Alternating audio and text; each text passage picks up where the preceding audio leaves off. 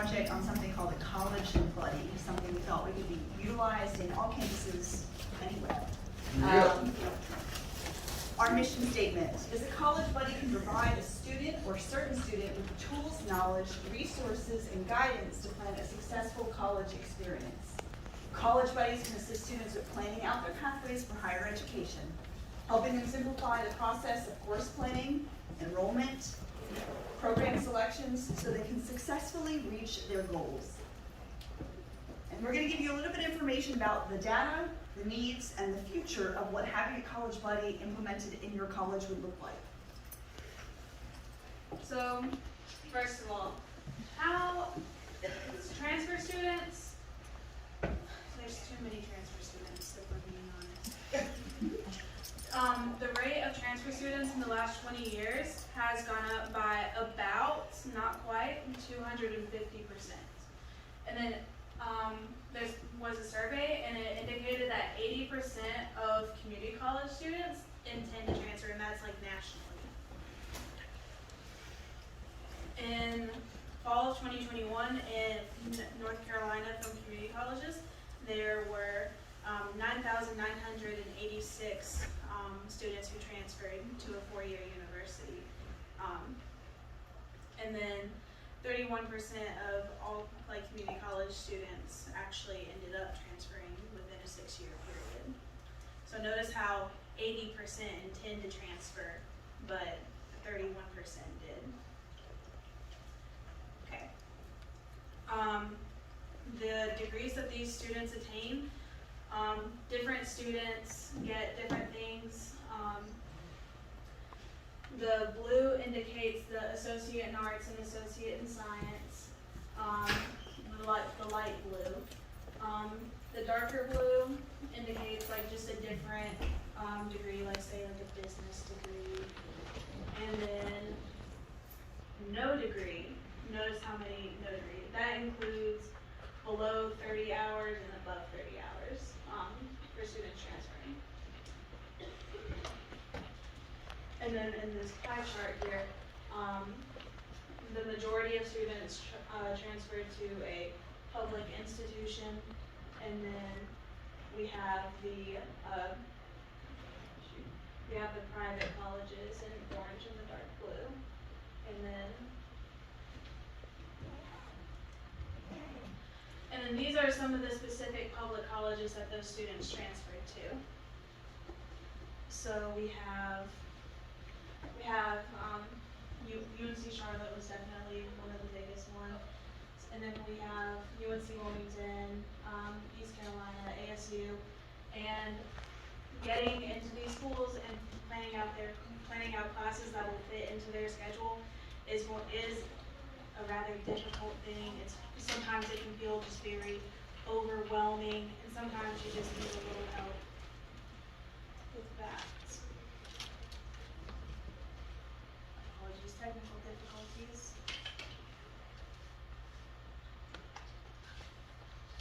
And then these are some of the community colleges that those students came from. So Wake Tech had 1,418 students transfer in fall of 2021. And then it's not up here, but one of the incredibly small community colleges, Pamlico Community Colleges, had 6 students transfer. Now, while those are two very drastic differences in numbers, those are still students that require help, and that we think the College Buddy could help.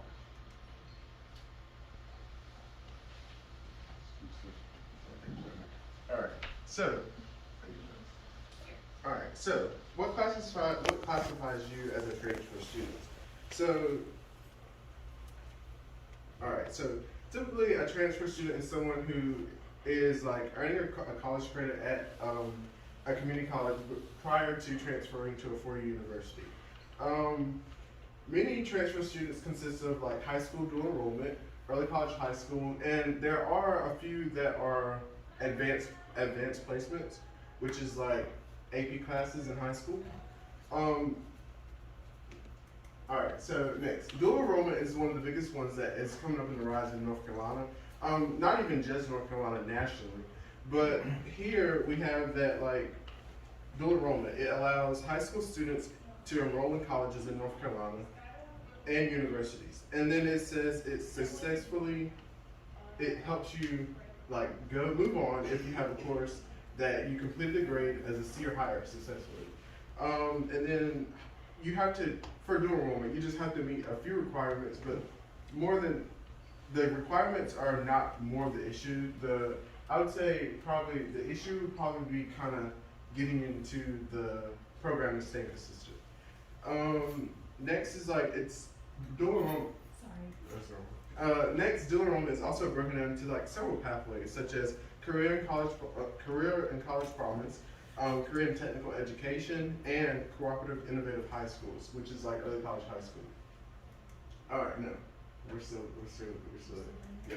All right, so looking at this picture right here, we have, this is a bar graph that was on the North Carolina Community College website that basically shows, okay, so this is like the male and females that were in dual enrollment programs from 17, 18, 18 and 19, 19 and 20, 20 to 21, and 21 to 22. With these last 3 years kind of being, these last three right here being kind of one of the biggest ones, you know, sorry.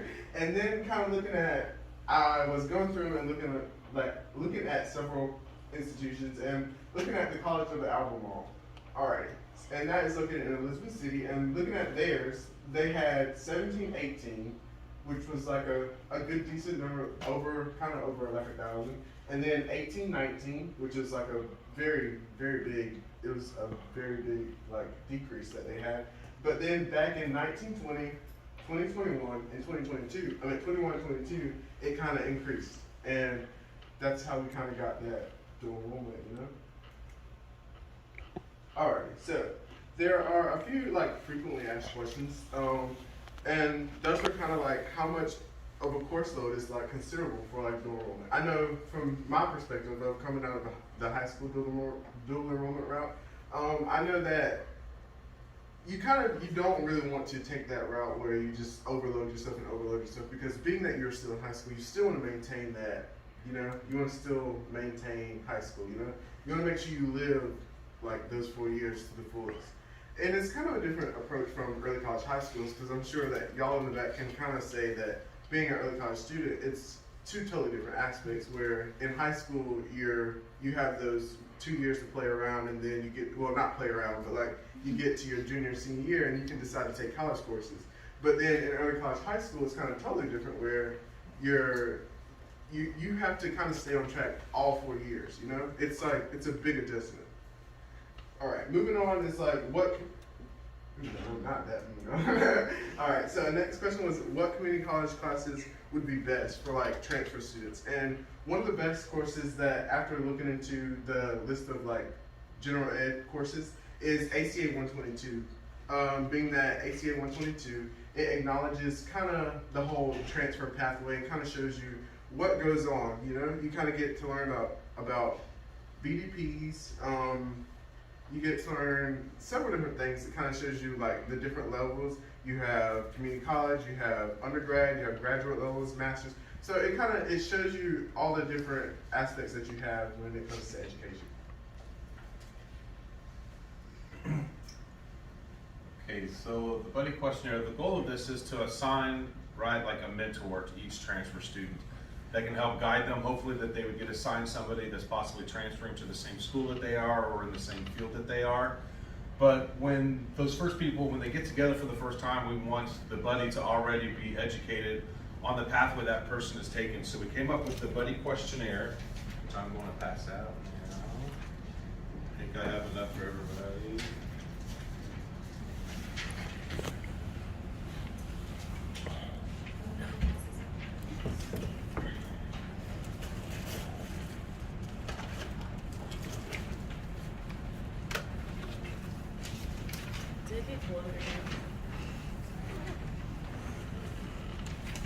You have enough for that table?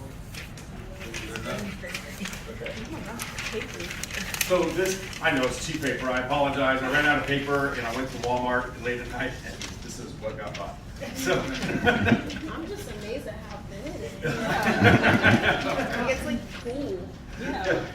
But, so this is actually a general questionnaire. You would actually take this and make it specific for the services that are offered specifically at your school. But some of the questions we would ask them is like, how likely are you to need help with childcare? Do you need access to technology? Not everybody can afford to just go out and buy a laptop. They might need to find access to something like that. Are you aware of the transfer programs that your school currently offers? I know every school is a little bit different on the transfer programs they offer. Have you been educated about the ones that you can get into? Because those are a really good way to transfer into a four-year university, because once you're in it, usually as long as you maintain a certain GPA, when you're finished with your associates, you just automatically transfer into the school. I know we have multiple people in here that are like in the C-STEP program. Excuse me. And then there's a lot of other factors, right? Like, do they know where the services are that can help them? Do they know where to find tutoring? Do they know where to find study areas? You know, anything like that. Like, I know one specific at my school will, if you need it, they will hand out vouchers for public transportation. So one of the questions on that questionnaire might be, do you need help with transportation? Obviously that can be tailored to fit your school. And the goal of this is so when you sit down with that person for the first time in your first buddy meeting, you already have an idea, and the buddy ahead of time, you can kind of map out the different things that this person might need and to help get them headed down the correct path, and to help keep them motivated as they go along and answer any questions that they may have, and keep them going towards a strong future. All right, so I took the prerogative to say, kind of to think for you. A lot of times if you're a transfer student, your mind can be kind of one track. I know for me it is. I am a transfer student. I'm also in the trade program that you're talking about. And so your mind can be kind of one track. You can forget that there are other things that you can do with your life besides the one major you have decided. You can forget to look at it from different angles. You can forget to look down the line when you actually have a job, if there's a wage ceiling that you're not going to be able to reach because of your major, if you're going to have to go back to school, stuff like that. So some initial thoughts would be, should I contact the school first or should I apply first? You know, what's the kind of situation there? And a couple questions that you could re-ask yourself for that, or that you could re-ask with your buddy, would be, do you know your desired major? Are you sure that's what you want to do? Have you looked into jobs that would require that major, that you would utilize that major with? Does your path align with it well as far as when you're in community college, when you get to your 4-year, or your decided 4-year, how your agenda is gonna line up, how your requirements to get into your program are gonna line up? Have you talked to your... Oh, I'm sorry.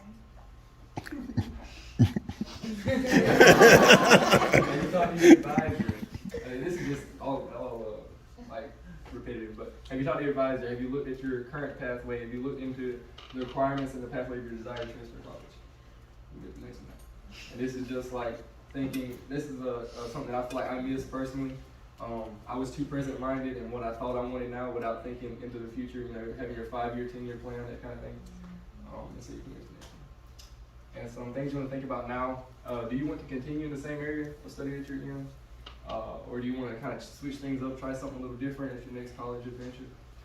Are you eligible for any of your certifications? So if you do a job or a trade at your community college, are there any certifications or anything you can get before you go to your next school that you can potentially work or use your current major or associates in applied science or whatever you have while you're in school to get some what's the word? Experience? Yeah. Can you find an internship? Yeah, that's it. And then for in the future, like I was saying earlier, do you want to pursue a master's or a doctorate? How far do you really want to take your education? Because one thing you don't want to do is go to school and then go to work and then go back to school. You do it every time you go on summer break, and it sucks to not have that money while you're in school. Does your major pertain to the job that you want? And then finally, like I was saying earlier, are you going to be satisfied with the money you're going to be making? Once you get to your job, like I said, you don't want to go back to school. And so I think that's awesome. Hello. I cannot multitask, so you may be asking yourself what really is a college buddy, why a college buddy. We keep saying the term college buddy, what a college buddy is. So a college buddy would be somebody that we would recommend in each department so that they can better assist each incoming student. However, we do not want them as like office assistants or work studies. Their jobs will not be to operate as somebody who would alphabetize papers or shred in the mailroom, but to learn from the professionals to answer questions and assist, especially during the beginning of the semester. Okay. So some frequently asked questions or some conversations that would be between a buddy and a student would be, why is it important or recommended that I join a club or organization to get involved? It's important for you to it's important for you to recommend being involved because you can make great connections through networking, which can open many doors for you or people you know. I personally have made a lot of connections through networking, and my connections have helped me in many situations and also my transfer progress. Is there a limit to how many clubs I can join?